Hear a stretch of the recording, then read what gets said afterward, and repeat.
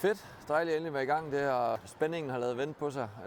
Jeg har haft nogle fede træningskampe også, men det her det er bare noget andet. Der er et andet tænding og et andet spændingsniveau, der lige skal findes. Og jeg synes det var en rigtig god kamp hele vejen over for holdet, meget koncentreret, og så tager vi en masse gode ting med os videre. Jamen, jeg nyder det. Der er skønt i Svendborg Arena, og glæder mig allerede til næste gang, hvor vi skal spille her. Jeg synes, det var en rigtig god kamp. Jeg synes virkelig, vi arbejder hårdt for tingene i forsvaret og skaber nogle problemer for Skjern og deres 6-mod-6-spil.